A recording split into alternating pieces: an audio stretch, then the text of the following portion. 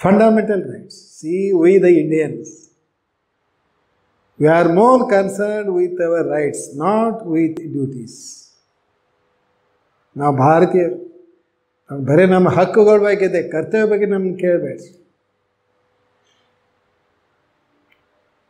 ನಮಗೆ ಬರೀ ಕೂಡ ಅಂತ ಹೇಳ್ತೀವಿ ನಾವು, ನಮ್ಮಿಂದ ಏನು ಕೇಳಬೇಡ. ಅದು ಮೆಂಟಾಲಿಟಿ ಅದು. Don't be under the impression that I am underestimating, but the mentality is like that. ಮುಂದೆ ಲೆಕ್ಚರ್ಸ್ದಾಗ ಹೇಳ್ತೀನಿ ಉದಾಹರಣೆ. ಈಗ ಕ್ಲಾಸ್ ರೂಮ್ ಡಿಸ್ಕಷನ್ ಬೇರೆ ಆಗುತ್ತೆ, ಇದಾಗುತ್ತದೆ. ಇದು ಆನ್ಲೈನ್ ಡಿಸ್ಕಷನ್ ಯಾಕೆ ಕಾಮೆಂಟ್ ಮಾಡಬೇಕಾಗುತ್ತೆ, ನಿಮಗೂ ಗುರ್ತಿರ್ಬೇಕಾಗುತ್ತದೆ. ಕೆಲವೊಂದು ಅವು ಹೇಳಲಿಕ್ಕೆ ಬರೋದಿಲ್ಲ, ಸರಿ ಕಾಣೋದಿಲ್ಲ. ಯಾಕಂದರೆ ಕೆಲವ್ರದ್ದು ಎಲ್ಲ ಬೇರೆ ವಿಚಾರ ಇರ್ತವೆ, ಅದು ವಿಷಯ ಬೇರೆ. ಬಟ್ ಓಪನ್ ಆಗಿ ಡಿಸ್ಕಸ್ ಮಾಡೋಕೆ ಅದ್ರಾಗೇನಿದೆ. ಜಪಾನ್ದಾಗ ಜಸ್ಟ್ 2-3 years ಬ್ಯಾಕ್ ಜಪಾನ್ದಾಗ ನ್ಯೂಕ್ಲಿಯರ್ ರಿಯಾಕ್ಟರ್ ಫಾಲೋಟ್ ಆಯ್ತು. ಆಕ್ಸಿಡೆಂಟ್ ಆಗಿ ನ್ಯೂಕ್ಲಿಯರ್ ರಿಯಾಕ್ಟರ್ ಒಂದು ವಿಲೇಜ್. ಆ ವಿಲೇಜ್ದೊಳಗೆ ನೋಡ್ರಿ, ಪೂರ್ತಿ ಸರ್ಕಾರಕ್ಕಿಂತ ಜನರು ಅದನ್ನು ಆ ವಿಲೇಜನ್ನು ಕಾಪಾಡಿದ್ರು. ಅದು ಯಾವುದೋ ವಿಲೇಜ್ ಇದೆ ನೋಡೋಣ. ಅದೇನು ಅಲ್ಲಿ ಉದಾಹರಣೆ ಕ್ಯೂ ನಿತ್ರ ತೆಗೆದುಕೊಂಡ್ರು. ಕ್ಯೂ ನಿತ್ರ ಏನಾಗ್ತದೆ, ಯಾರೊಬ್ಬ ಸೀನಿಯರ್ ಬಂದತ್ತೀವಿ, ಎಲ್ಲರೂ ಸರ್ದು ನಿಲ್ತಾರೆ. ಆ ಸೀನಿಯರ್ಗೆಲ್ಲ ಮಾಡ್ತಾರೆ. ಸೊ ದೇಶಾಭಿಮಾನ ಅನ್ನೋದು ಎಲ್ಲಿಂದ ಕಲಿಬೇಕು? ಜಪಾನ್ದಿಂದ ಕಲಿಬೇಕು, ಇಸ್ರೇಲ್ದಿಂದ ಕಲಿಬೇಕು. So we got independence on August 15, 1947. ಅವಾಗ ಏನು ಮಾಡತ್ತಿದ್ರಿ? ಯಾವಾಗ ಸಿಕ್ತು ನಮ್ಮ ಸ್ವಾತಂತ್ರ್ಯ? 1547. ಅವಾಗ ಏನು ಮಾಡತ್ತಿದ್ರಿ? All Indians were sleeping. Still were sleeping. ನಾವು ಎದ್ದೇ ಇಲ್ಲಿ ಇನ್ನೂ ಮಲ್ಕೊಂಡ ಇದ್ದೀವಿ ನಾವು. ಹೇಳ್ಬೋದು ಸರ್, ನಾವು ಅಲ್ಲಿ ಚಂದ್ರಾಮ್ ಹೋಗಿದ್ದೀವಿ, ಅಲ್ಲಿ ಮಾಡಿರಿ, ಆ ವಿಷಯ ಬೇರೆ. ಒಬ್ಬ ಮಾಡಿ ಎಲ್ಲ ಎಲ್ಲರದ್ದು ಕಾಂಟ್ರಿಬ್ಯೂಷನ್ ಬೇಕು ಅದಕ್ಕೆ, ಯಾವುದೋ ಫೀಲ್ಡ್ ಇರಲಿ. ಇನ್ನೂ ಮಲಗಿಲ್ಲ. ಯಾಕೆ ಮಲಗಿಲ್ಲ, ಹಿಂಗೆ ಯಾಕಾಯ್ತು, ನಿಮಗೆ ಬಿಟ್ಟಿತ್ತು. ಇಲ್ಲಿ ಬೇಡ discussion. Because of so many persons, system ಅದು ಇನ್ವಾಲ್ವ್ ಆಗುತ್ತೆ, ಬೇಡ. ಬಟ್ ರಿಮೆಂಬರ್, ಯಾಕಂದ್ರೆ ಪಾಲಿಟಿಷಿಯನ್ಸ್ ಎಷ್ಟೋ ಮಂದಿ ಭಾಷಣ ಮಾಡ್ತಾರೆ. August 15 ಇದ್ದಾಗ ರಿಪಬ್ಲಿಕ್ ಅಂತ ಹೇಳ್ತಾರೆ, ರಿಪಬ್ಲಿಕ್ ಡೇ ಇದ್ದಾಗ August 15. ಅವ್ರಿಗೆ ಗುರ್ತೇ ಇಲ್ಲ what is importance significance of this day, August 15 and January 26. Okay, right. Second, ಈಗ ನಾವು see here, second model deals with fundamental rights.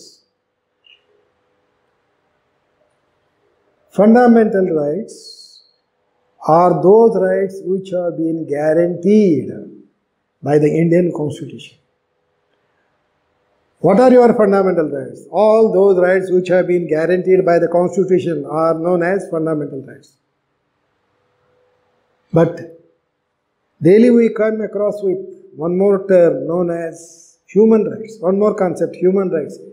ಈಗ ಪೇಪರ್ನೇ ಬರುತ್ತೆ, ಮಾನವ ಹಕ್ಕುಗಳು, ಮೂಲಭೂತ ಹಕ್ಕುಗಳು. ನಿನ್ನೆ ಮಾನವ ಹಕ್ಕುಗಳು ಅಂದರು, ಇವತ್ತು ಮೂಲಭೂತ ಹಕ್ಕುಗಳು. ಏನು ಇವೆಲ್ಲ ಮೂಲಭೂತ ಹಕ್ಕುಗಳು, ಮಾನವ ಹಕ್ಕುಗಳು ಅಂದರೆ? ಯಾಕಂದರೆ ಈಗ every year on December 10th we are celebrating that day as a human rights day. December 10 ನಾವು ಪ್ರತಿ ವರ್ಷ ಆಚರಿಸ್ತೀವಿ, ಮಾನವ ಹಕ್ಕುಗಳ ದಿನಾಚರಣೆಯಿಂದ ಆಚರಿಸ್ತೀವಿ. ಸೊ ಮಾನವ ಹಕ್ಕುಗಳು ಅಂದರೆ ಏನು ರೀ? ಮತ್ತು ಈ ಫಂಡಮೆಂಟಲ್ ರೈಟ್ಸ್, ಮೂಲಭೂತ, ವಾಟ್ ಈಸ್ ದ ಡಿಫರೆನ್ಸ್?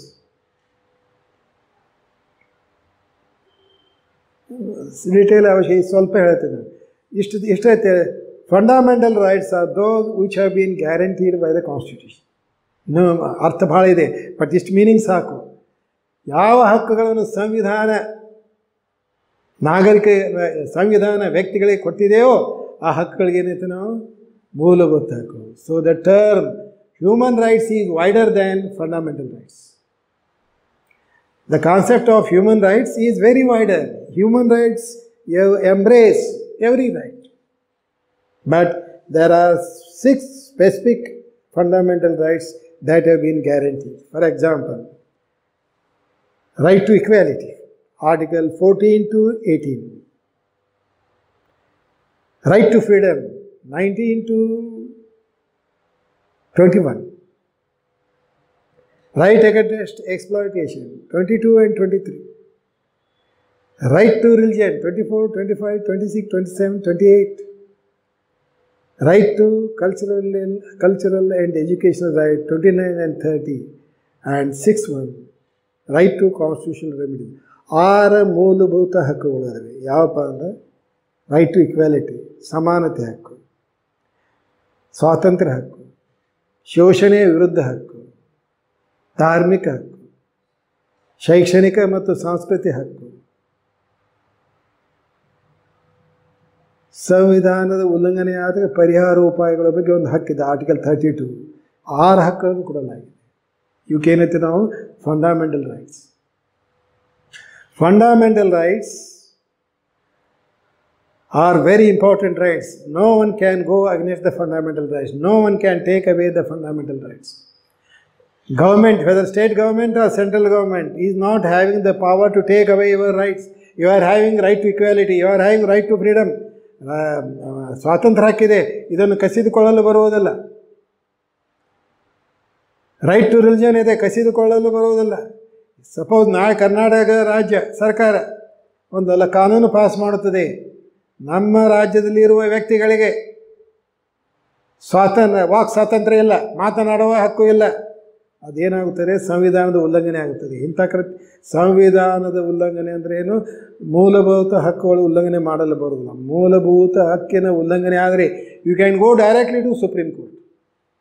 ಅದು ಯಾವಾಗ ನೋಡೋ ನಂತರ ಸಾಮಾನ್ಯವಾಗಿ ನಿಮ್ಮ ಸಾಮಾನ್ಯ ಹಕ್ಕು ಉಲ್ಲಂಘನೆ ಆದಾಗ ನೀವು ಗದಗ ಕೋರ್ಟ್, ಸಿವಿಲ್ ಕೆಳಗಿನ ಕೋರ್ಟ್ಗೆ ಹೋಗ್ತೀರಿ. ನೀವು ಏನಾದ್ರು ನಿಮ್ಮ ಆಸ್ತಿ ಬಗ್ಗೆ ಏನಾದರೂ ಇರಲಿ, ಏನಾದರೂ ಉಲ್ಲಂಘನೆ ಆದರೆ ನೀವು ಕೆಳಗಿನ ಕೋರ್ಟ್ಗೆ ಹೋಗ್ತೀರಿ. ನಂತರ ಜಿಲ್ಲಾ district court, then high court, then to supreme court. ಆದರೆ if your fundamental right is violated under article 32, you can go directly to supreme court. Under article 226, you can go directly to the high court. Suppose police ಯಾವ್ದಾದ್ರು Gadag SP ಒಬ್ಬ ವ್ಯಕ್ತಿಯನ್ನು ಬಂಧನ, ಯಾವುದೇ ಕಾರಣ, without any reason ಬಂಧನದಲ್ಲಿಟ್ಟ, ಯಾವುದೇ ಕಾರಣವಿಲ್ಲದೆ ಬಂಧನದಲ್ಲಿಟ್ಟ, so ವ್ಯಕ್ತಿ ಸ್ವಾತಂತ್ರ್ಯ ಉಲ್ಲಂಘನೆ ಆಗ್ತಿಲ್ಲ, directly go to the supreme court. ಅದು ಯಾವಾಗ ಅಂತ ನೋಡೋಣ. ಸೊ ಇದೇನಾಗುತ್ತೆ, ನಾ ಹೇಳಿದ್ದೇನೆ, at present there are 6 fundamental rights. Earlier there were 7 fundamental rights. ಮೊದಲು ಎಷ್ಟಿದ್ದು? 7 ಫಂಡಮೆಂಟಲ್ ರೈಟ್ಸು, 7 ಇದ್ದು. 1 has been deleted. 1 fundamental right has been removed from the list of fundamental rights. That is right to property. ಆಸ್ತಿ ಹಕ್ಕು ಮೂಲಭೂತ ಹಕ್ಕು ಇತ್ತು. ಈಗ ಅದು ಫಂಡಮೆಂಟಲ್ ರೈಟ್ಸ್ ಏನು ಪಟ್ಟಿ ಇದೆಯಲ್ಲ, ಅಲ್ಲಿಂದ ಅದನ್ನು ತೆಗೆದು ಹಾಕಲಾಗಿದೆ. ಈಗ ಆಸ್ತಿ ಹಕ್ಕು ಮೂಲಭೂತ ಹಕ್ಕುಗಳು ಅಲ್ಲ. ಇದು 2ನೇ ಮಾಡಲ್. ಇನ್ನು 3ನೇ model directive principles of state policy ಅಂತ ಬರುತ್ತದೆ. ಅಂದಾಗ left part 3 deals with fundamental rights. There are so many parts, 24 parts ಅದಾವ ಸಂವಿಧಾನದಲ್ಲಿ. ಅಧ್ಯಾಯ ಅಂತ ಹೇಳ್ತೀವಿ ನಾವು. ಸೊ ಇಲ್ಲಿ ಒಂದು ಅಧ್ಯಾಯ part 3 fundamental right, part 4 DPSP directive principles of state policy ಅಂತ ಹೇಳ್ತೀವಿ. ಅದಕ್ಕಾಗಿ ಅದೇನು ನೀವು ಇದು ಮಾಡಿ ಇಂಗ್ಲೀಷ್ದಾಗ ಕೇಳೋಕ್ಕೆ ಪ್ರಯತ್ನ ಮಾಡಿದ್ವಿ. ತಪ್ಪಾಗಲಿ ಸರಿಯಾಗಿ, ಇವತ್ತು 10 ತಪ್ಪು ಮಾಡ್ತೀವಿ, ಇನ್ನೊಂದು ತಿಂಗಳು ಬಿಟ್ಟು 30 8 ಕಮ್ಮಿ ಆಗುತ್ತೆ. ಮುಂದೆ 1-2 ತಪ್ಪು ಉಳಿವಲ್ಲ ಯಾವ ಬಾರಿ ಬಾರಕ್ಕೊಂದು ಮಾಫ್. ಅದಕ್ಕಾಗಿ ಯಾಕಂದ್ರೆ language is very important. Through if you are having command over language, you can do anything. Language ಮೇಲೆ ಕಮಾಂಡ್ ಬೇಕು, ಅದು ಒಮ್ಮೆ ನಿಮಗೆ ಬರೋದಿಲ್ಲ, ನಿಮಗೆ ಇರಬೇಕು, ಆ ವಿಷಯ ಬೇರೆ. But try to speak in English. ಏನು ಯಾಕಂದರೆ ನಾವು ಈ ಸದ್ಯ ದ ಡೇಸ್ ಆರ್ ಚೇಂಜಿಂಗ್, ಅದೇ ವಿಷಯ. ಸೊ ಇದು part 3 fundamental rights. Next part 4 deals with directive principles of state policy. Article 36 to 51 maybe ನೋಡೋಣ. All these deals with directive principle. Directive principle ಅಂದರೆ ರಾಜ್ಯ ನಿರ್ದೇಶನ ತತ್ವಗಳ ಥರ. This part 4 gives the direction to the state government, central government and state government while making laws, while passing laws, while framing the policy, you follow these principles. ಅಲ್ಲಿ ಒಂದು ಕೆಲವೊಂದು ಕರ್ತವ್ಯಗಳ ಬಗ್ಗೆ ಹೇಳಲಾಗಿದೆ, ಇವುಗಳನ್ನು ಮಾಡಬೇಕು.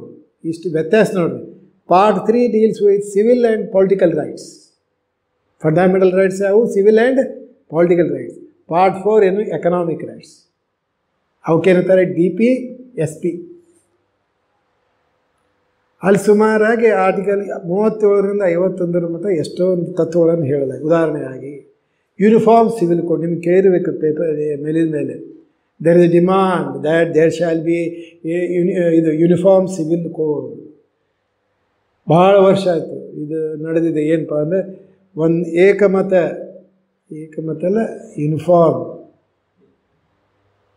ಒಂದೇ ನಾಗರಿಕ ಕಾನೂನು ಇರಬೇಕು ಎಲ್ಲರಿಗೆ. ಮಮಡನ್ಸು, ಹಿಂದೂದು, ಕ್ರಿಶ್ಚಿಯನ್, ಪಾರ್ಸೀಸ್ ಯಾರದಲ್ಲ ಅದು ಒಂದೇ ಇರಬೇಕು. ಇನ್ನೊಂದು ಇಂಪ್ಲಿಮೆಂಟ್ ಆಗಿಲ್ಲ. ಯಾಕೆ ಇಂಪ್ಲಿಮೆಂಟ್ ಆಗಿಲ್ಲ ಆ ವಿಷಯ ಬೇರೆ. ಈಗ ಅಲ್ಲಿ ಒಂದು ಆರ್ಟಿಕಲ್ ಇದೆ, ಏನು ಭಾರತ ಸರ್ಕಾರವು ಯೂನಿಫಾರ್ಮ್ ಸಿವಿಲ್ ಕೋಡ್, ರಾಜ್ಯವು ಯೂನಿಫಾರ್ಮ್ ಸಿವಿಲ್ ಕೋಡ್ ಮಾಡಬೇಕು, ಪಾನ ನಿರೋಧನ ಮಾಡಬೇಕು, ರೈಟ್ ಟು ವರ್ಕ್ ಎಲ್ಲರಿಗೂ ಕೊಡಬೇಕು. ನಾವು right to work is not a fundamental right. Right to education is not a fundamental right. Fundamental right ಇದೆ ಯಾರಿಗೆ? Those who are below 14 years. Children between the age group of 6 to 14 they are having fundamental right. Right ಅಂದರೆ ಏನು? Education ಇದೆ ಅವರಿಗೆ, ಅದು ತಂದೆ ತಾಯಿಗಳ ಕರ್ತವ್ಯ ಐತೆ, ಅದರ ವಿಷಯ ಬೇರೆ. ಬಟ್ ನಿಮಗೆ ಫಂಡಮೆಂಟಲ್ ರೈಟ್ ಟು ವರ್ಕ್ ಇಲ್ಲ. ನಾಳೆ ಹೋಗಿ ಗೌರ್ಮೆಂಟ್ ಒಂದು ಕೆಲಸ ಕೊಡು, ನೌಕರಿ ಕೊಡು ಅಂತ ಹೇಳಕ್ಕೆ ಬರೋದಿಲ್ಲ. ಬಟ್ ಅದು ರೈಟ್, ಅದು ಎಕನಾಮಿಕ್ ರೈಟ್. ಅದು ಕೊಡಬೇಕಂದ್ರೆ ಪ್ರಯತ್ನ ಮಾಡಬೇಕು. State must strive to secure to ensure that every citizen must have an opportunity, and opportunity must be given in respect of work. ಕೆಲಸದ ಬಗ್ಗೆ ಹಕ್ಕಿದೆ. ಬಟ್ ಇವೆಲ್ಲ ಏನು directive principles of state policy ಇದಾವಲ್ಲ, ಪಾನ್ ಇರೋದು, ಗೋ ಹತ್ಯೆಯನ್ನು ನಿಷೇಧ ಮಾಡೋಕ್ಕಿಂತ ಸಾಕಷ್ಟು ಅದಾವೆ. ಅವೆಲ್ಲ ಇಂಪ್ಲಿಮೆಂಟ್ ಮಾಡೋಕ್ಕಾಗಿಲ್ಲ. ಯಾಕೆಂದರೆ it requires money, purse. That is why they have been placed under a separate part known as DPSP. So ಕೆಲವೊಂದು DPSP ಇವಾಗಲೇ ಇಂಪ್ಲಿಮೆಂಟ್ ಮಾಡಲಾಗಿದೆ. For example, prohibition slaughtering of cow is prohibited in some states. Similarly, states are under an obligation to give work to the unemployed. For example, under scheme ಪ್ರಯತ್ನ ಮಾಡೋದು ನರೇಗಾ ಕೇಳಿರಲ್ರಿ? ನರೇಗಾ ಕೇಳಿ ನೋಡಿ ಮನಿ because of this corona ಎಷ್ಟೋ engineers ನೌಕರಿ ಬಿಟ್ಟು ಹಳ್ಳಿಗೆ ಬಂದಿದ್ದಾರೆ. ಹಳ್ಳಿ ಬಂದವರು ಸ್ಟೇಟ್ಮೆಂಟ್ ಬರ್ತವೆ, ದೇ ಆರ್ ವರ್ಕಿಂಗ್ ಅಂದರೆ ಸರ್ಕಾರ ಅಲ್ಲಿ ನರೇಗಾದವ್ರು ನೋಂದಣಿ ಮಾಡಬೇಕಾಗತ್ತದೆ. ಒಂದು ಪರ್ಟಿಕ್ಯುಲರ್ ಪ್ರೊಸೀಜರ್ ಇದೆ, ಸರ್ಕಾರ ಕೆಲಸ ಕೊಡುತ್ತದೆ. ಇಂಥ ವರ್ಷದಲ್ಲಿ ಇಂತಿಷ್ಟು ದಿವಸ ನರೇಗಾ ಅದು. ಹೀಗೆ ಸಾಕಷ್ಟು provision government is making efforts to implement these directive principles of state policy. How many principles have been implemented, that will be discussed later on. Then comes next part. Part 4A at ಬರುತ್ತೆ. Part 4A deals with fundamental duties. ನೋಡ್ರಿ, originally constitution, when this constitution was drawn originally, there was no provision in the constitution as to what are the fundamental duties. ಮೂಲಭೂತ ಕರ್ತವ್ಯಗಳು. ಆಗಲೇ ಹೇಳಿದ್ದಿಲ್ಲ, we are concerned with our rights, not with our duties. ಮೂಲಭೂತ ಕರ್ತವ್ಯಗಳು, ಇದರ ಬಗ್ಗೆ ಉಲ್ಲೇಖ ಇದ್ದಿದ್ದಿಲ್ಲ ಮೂಲ ಸಂವಿಧಾನದಲ್ಲಿ. ಅಮೆಂಡ್ಮೆಂಟ್ ಮಾಡಿ ಇದನ್ನು ಸೇರಿಸಲಾಗಿದೆ. This part 4A has been added to the constitution. Earlier there were 10 fundamental duties. Now there are 11 fundamental duties. You may be not have an idea as to what are these fundamental duties. For example, I won't go in detail. It is the duty of a parent, guardian, to send their children between the age group of 6 to 14 to the educational institution. ತಂದೆ ತಾಯಿಗಳ ಕರ್ತವ್ಯ ಮಕ್ಕಳನ್ನು ಇದಕ್ಕೆ ಕಳಿಸ್ಬೇಕು, ಎಲ್ಲಿ? ಶಾಲೆಗೆ.